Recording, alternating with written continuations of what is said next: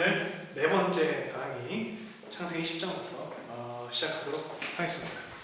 자, 성경책 창세기 10장 2절 같이 한번 보도록 2절.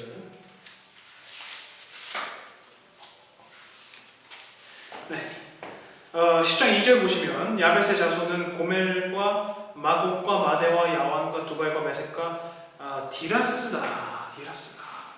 여기서 마대는 나중에 뭐 메대를 뜻하고 나라 이름입니다. 야완은 헬라를 뜻합니다. 헬라. 즉 넓은 지역을 여기를 모두 아우르는 넓은 지역을 의미한다. 그 후손들이 노아의 아들들의 후손들이 그 드넓은 지역으로 뻗어나갔다라는 것을 의미하기 위해서 이런 아주 넓은 지역들을 모두 다 아우르고 있는 것을 사실 말하고 있습니다. 성경은 말하고 있습니다. 예를 들어서 10장 4절에 보시면 4절입니다. 야완의 자손은 엘리사와 스페인, 개역개정에는 다시스라고 나와 있고 스페인과 키프로스와 로도스다. 여기서 다시스라는 것은 요나서에 나왔던 다시스를 의미하고, 다시스라는 것은 서바나를 의미하고, 서바나라는 것은 스페인을 의미한다. 스페인, 페니키아인들의 식민지였던 스페인. 그러니까 달시스라고 하는 것은 다시스를 의미하고, 다시스라는 것은 서바나를 의미하고, 서바나는 우리도 종종 들어보지 않습니까? 스페인. 같은 말입니다. 같은 말. 이렇게 많은 곳까지 후손들이 퍼져나갔더라라는 것을 의미하고 있다. 네, 그렇고 10장 6절 보겠습니다. 10장 6절. 함의 자손은 구스와 이집트와 리비아와 가나안이다. 함의 자손은 구스라는 것은 또 이게 뭐에 동의하냐면 에티오피아를, 오늘날의 에티오피아. 메데라고 하는 것은 옛날에 그 나라 중에 하나지 않습니까? 메데. 헬라는 우리가 알고 있는 헬라. 그래서 구스와 에티오피아. 여기까지 모두 지금 그 노아의 아들들의 후손들이 퍼져나갔다는 게 중요합니다. 이게 모두 다 어디를 정확히 의미하는지는 사실 우리가 추측이니까 모두 다 알 수 없지만, 중요한 것은 성경이 말하고 있는 것은 노아의 후손들이 이렇게 퍼져나가기 시작했다라는 것을 말합니다. 10장 8절입니다. 8절. 구스는 또 니무롯을 낳았다. 11절입니다. 그는 그 지방을 떠나 아시리아로 가서 니느웨와 르호보딜과 갈라를 세우고, 12절입니다. 니느웨와 갈라 사이에는 레센을 세웠는데 이것은 아주 큰 성이다. 중요한 것은 이 구스의 자손들 중에서 후에 글씨가 좀 엉망인데 죄송합니다. 구스의 자손들 중에서, 에티오피아의 자손들 중에서 나중에 바빌론이라고 하는 바벨론과 아수르가 나오더라. 얘들 어디서 많이 들어봤습니까? 사실 나중에 바벨론과 아수르. 저희 그 나중에 가시면 남유다와 북이스라엘, 나중에 우리 엄청 나중에 할 건데, 남유다를 멸망시켰던 바벨론, 그리고 북이스라엘을 멸망시켰던 아수르. 얘들이 다 거슬러 올라가 보니까 구스는 또 올라가 보니까 이 노아의 새 아들들로 거슬러 올라가더라. 그런 것들을 모두 보여주고 있습니다. 성경은 그렇게 말하고 있습니다.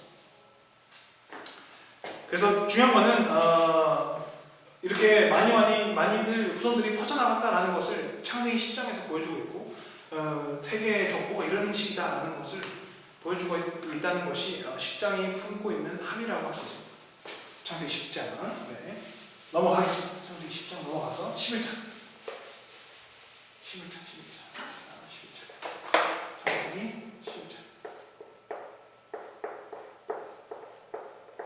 창세기 11장.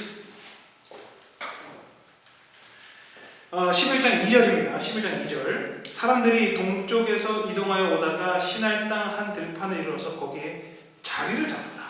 여기서 시날 땅, 시날 평지라고 나오는 것은 사실 메소포타미아다. 메소포타미아의 땅 중 하나다.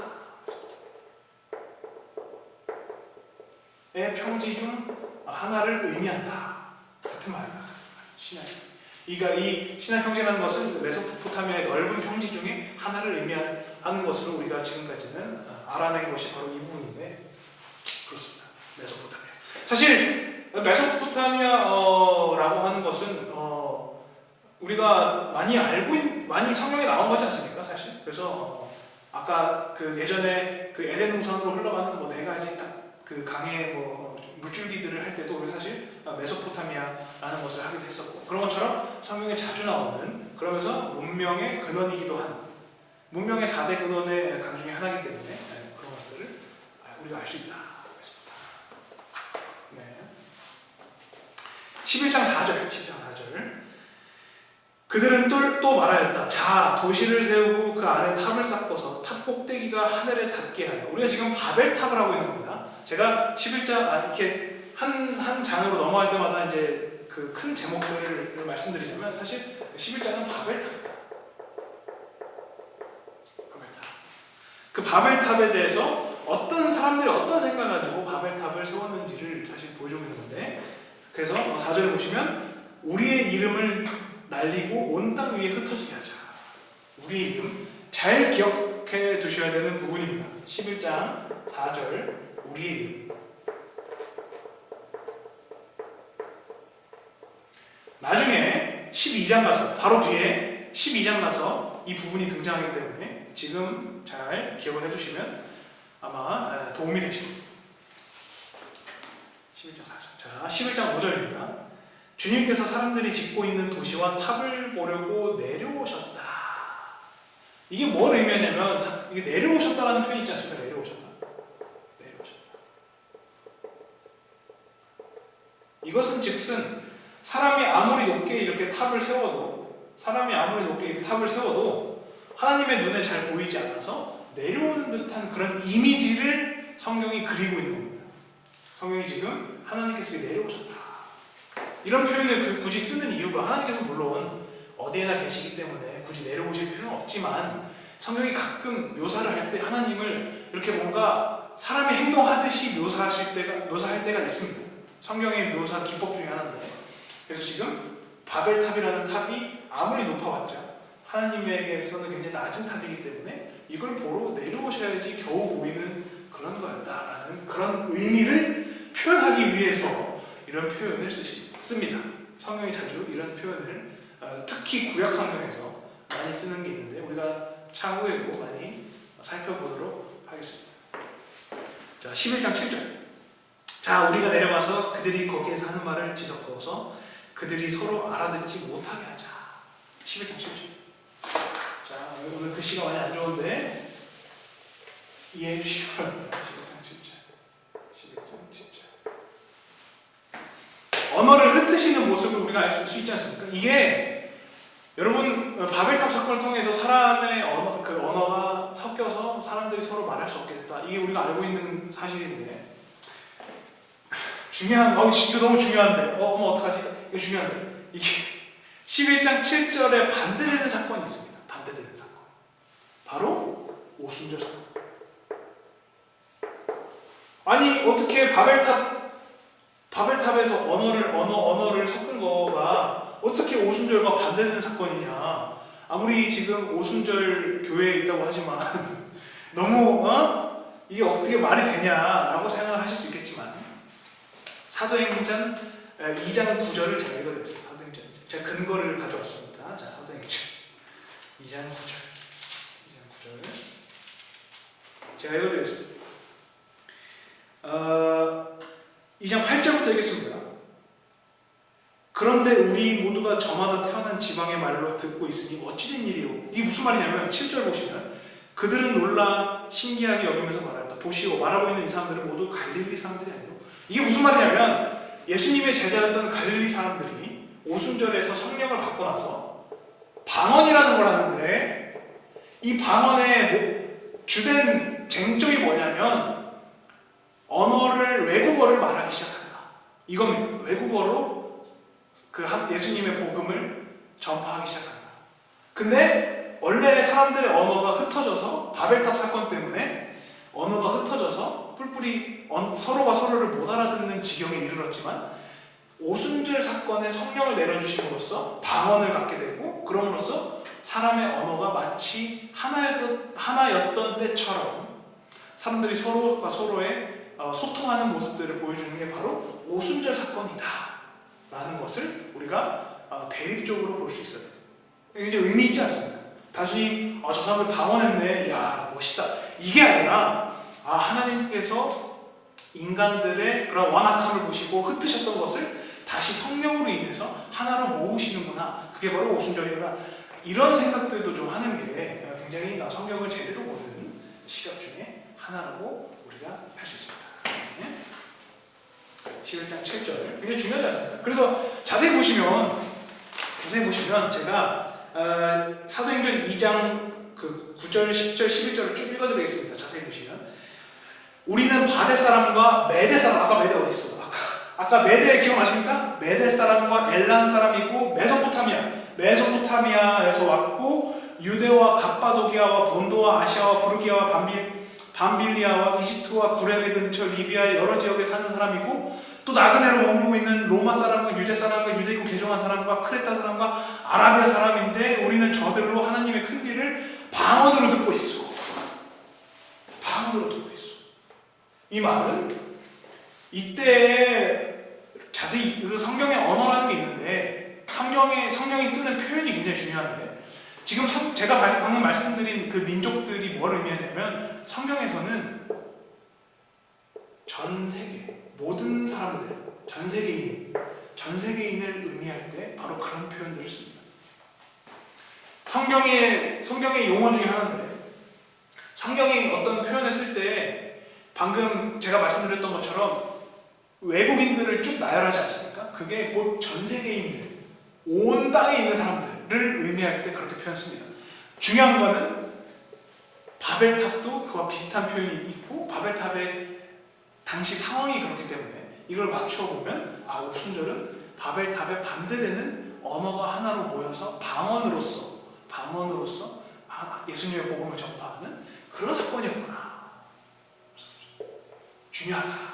이게 중요한데 왜 강조를 안 하는지 모르겠어. 이게 중요한데, 이게 중요한 사건인데. 그렇지 않습니까? 네. 사도행전. 자, 11장 9절. 다시 창세기로 돌아와서 11장 9절. 주님께서 거기에서 온 세상의 말을 뒤섞으셨다고 하여 사람들은 그곳의 이름을 바벨이라고 하였다. 주님께서 거기에서 사람들을 온 땅에 흩으셨다.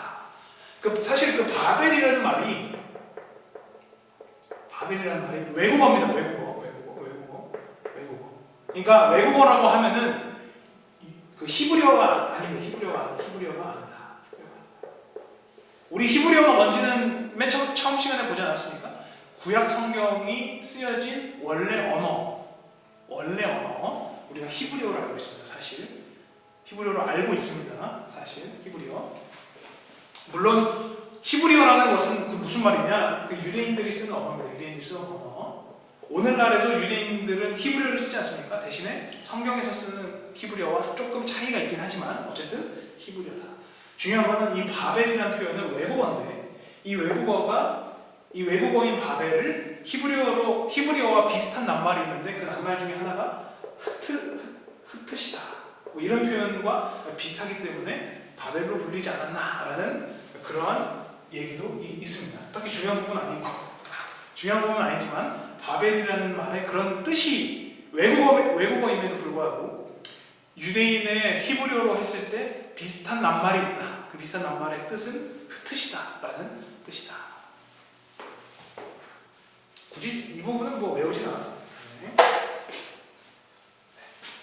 자, 그러면 우리가 11장을 넘어가서 하나 더 봐야 돼. 우리가 11장 넘어가서 12장으로 넘어가죠. 12장 시간이 없기 때문에. 오케이, 12장. 여러분 중요한 거는 우리가 창세기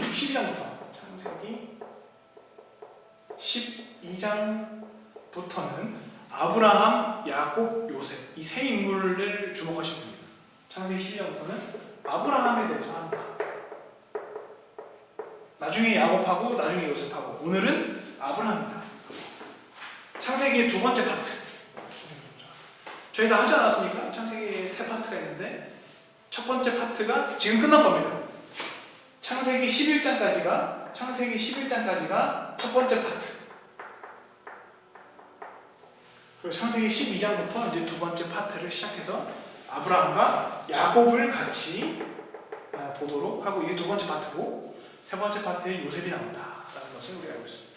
12장까지 하고 맞춰야 될 것 같은데 일단 12장 보도록 하겠습니다. 아브라함이라는 인물은 굉장히 흥미롭습니다. 아브라함. 여러분들은 아브라함 하면 뭐가 생각납니까? 아브라함. 사실 우리가 믿음의 조상이라는 것을 다 알고 있을 겁니다. 믿음의 조상.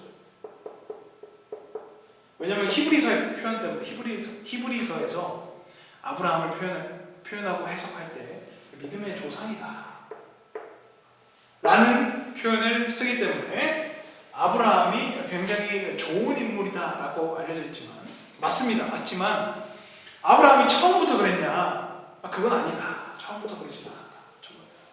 저랑 같이 한번 꼼꼼하게 살펴보면서 아브라함이 어떻게 변해가는지, 사실 성경은 그런 걸 보여줍니다.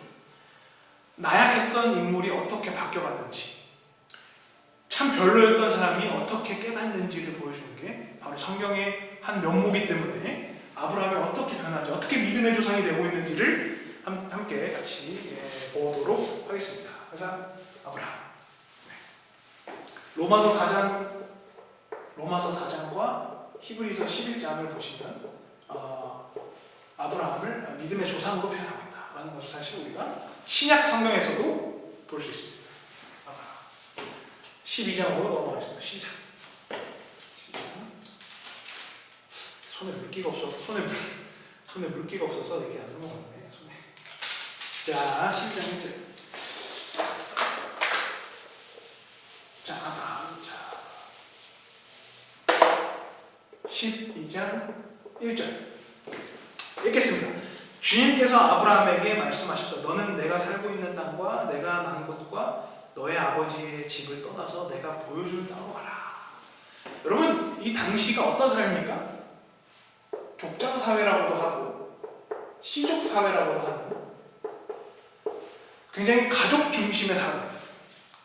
가족 중심. 멀리 갈 것도 없이 우리가 사실 그 6.25 끝나고 한 1900 60년대만 해도 그 베이비 부머 시대지 않습니까? 왜냐면 그때는 농사밖에 지을 게 없으니까 농사를 짓는데 가장 필요한 거는 사람의 숫자가 많을수록 농사를 짓는 게 유리하니까 그 사람을 많이 낳고, 어떻게 보면 그게 가족 중심의 사회지 않습니까? 물론 아브라함 때처럼 그 정도는 아니지만 우리 대한민국의 5, 60년대도 그렇기 때문에 가족 중심의 사회였었습니다. 지금은 굉장히 많이 바뀌었지만.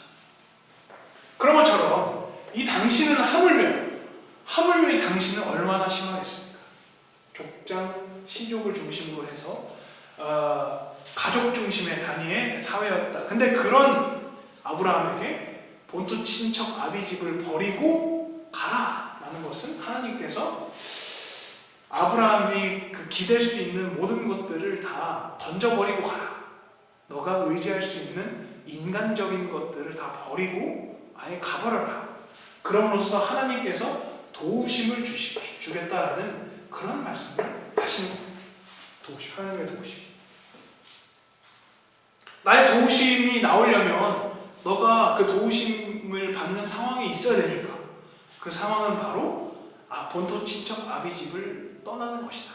그래서 나의 도우심으로 너가 살아가는 것을 이제부터 내가 보여주겠다. 12장 2절 보겠습니다. 12장 2절. 내가 너로 큰 민족이 되게 하고 너에게 복을 주어서 내가 크게 이름을 떨치게 하겠다. 너는 복의 근원이 될 것이다. 12장 2절.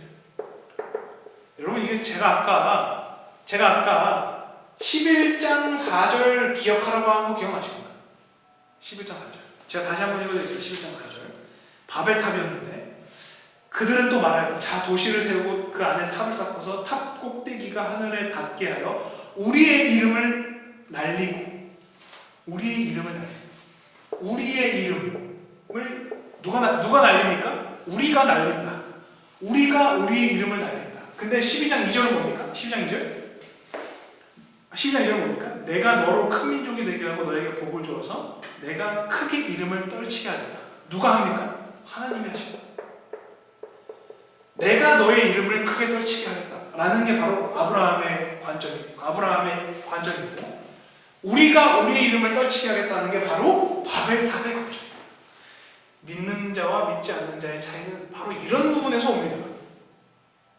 교회에 등록되어 있느냐 안 되어 있느냐도 중요하지만 믿는 자와 안 믿는 자의 진짜 중요한 차이는 이런 차이가 있는 거예요. 하나님께서 너의 이름을 창대하게 하는 것과 내가 나의 이름을 창대하게 하겠다는 것, 이 차이. 성경은 이미 창세기 때부터 그 부분을 말합니다. 12장 2절. 결국에는 그래서 하나님께서 아브라함에게 복을 주시겠다고 하시면서 너가 앞으로 이렇게 살아갈 거다. 너의 민족, 너가 민족을 세우게 하겠다라는 그런 말씀들을 하시는 게 바로 12장. 아브라함과 하나님의 약속. 하나님의 약속. 언약. 이게 바로 12장의 특징이다. 그래서 아브라함이 결국에는 갈대아 우르라는 지역에서 나와서 사실 우리가 봤던 그 메소포타미아 지역에서 끝자락에 있는 부분이 이제 우르 땅인데 거기서 나와서 결국에는 가나안 땅으로 들어가게 되고 가나안 땅에 있다가 보니까 그러니까 먹을 게 없게 되어서 기근이 들어서 애굽으로 들어가는 장면이 나옵니다. 그 장면을 저희 같이 보겠습니다. 아브라함이 자기의 그 와이프와 조카를 데리고 애굽으로 들어가는. 애굽은 오늘날로 이집트라는 뜻입니다. 이집트. 좀 바꿨으면 좋겠는데 이집트. 애굽. 한자식 표현이니까 그럴 수 있지.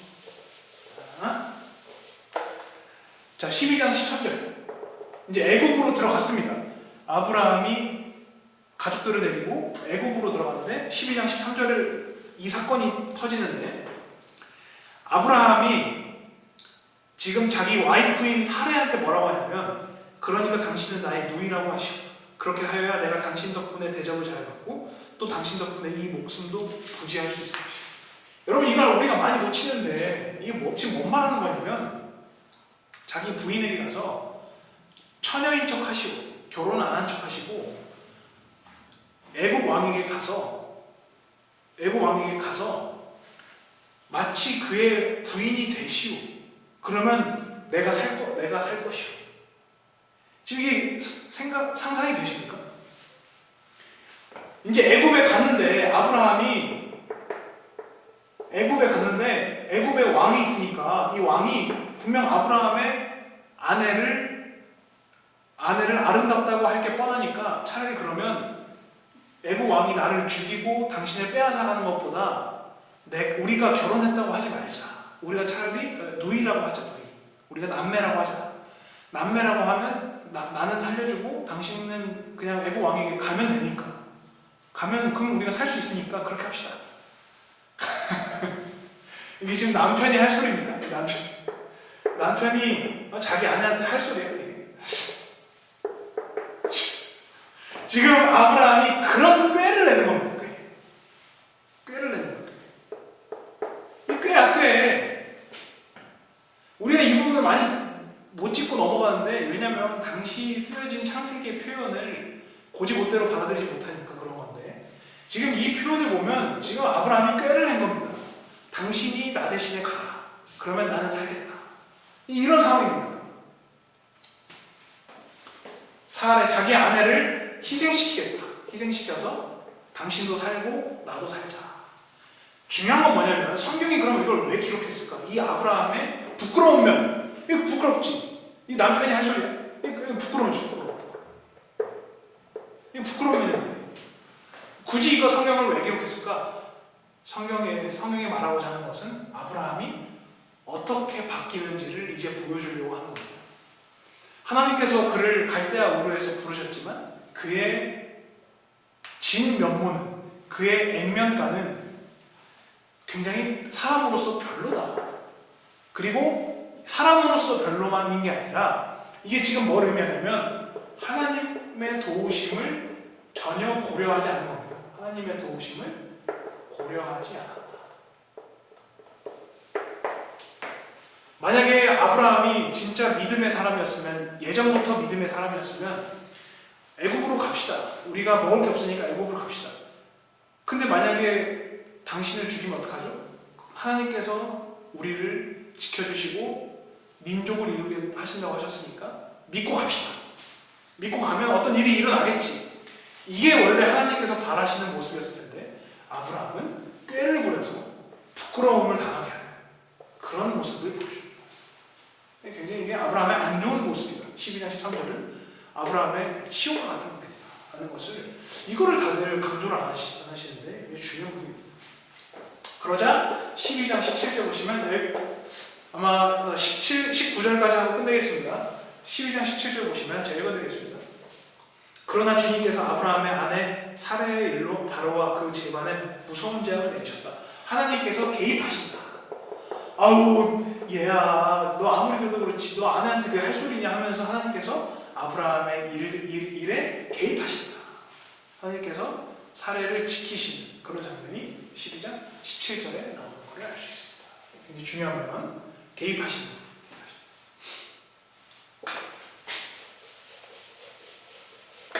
12장 18절에서 19절 읽고 하고 마치겠습니다. 바로가 아브라함을 불러서 꾸짖었다. 어찌하여 너는 나를 이렇게 대하느냐. 여러분, 애굽의 왕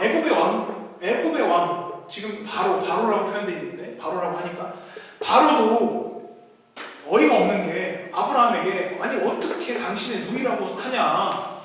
내가 지금 당신의 누이인 줄 알고 내 아내로 삼으려고 그랬는데 큰일 날 뻔했지 않느냐. 하나님께서 나의 꿈에 오셔서 우리에게 재앙을 내리시고 지금 이게 뭐냐, 당신 때문에 지금 우리 다 큰일 날 뻔했다. 꾸짖는 장면이 나옵니다. 애굽의 왕 바로가 아브라함을 꾸짖는 장면. 그때 아브라함이 뭐라고 합니까? 한마디도 못합니다.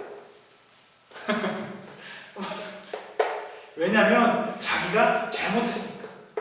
자기가 잘못한 거 알지. 자기가 지금 부끄러운 짓을 했으니까 한마디도 못해. 아브라함의 침묵을 볼 수 있다.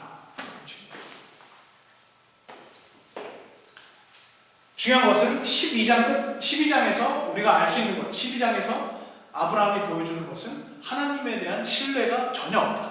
하나님에 대한 신뢰가 전혀 없는 아브람, 그러니까 이름이 바뀌니까 나중에 아브람의 모습을 알 수 있다.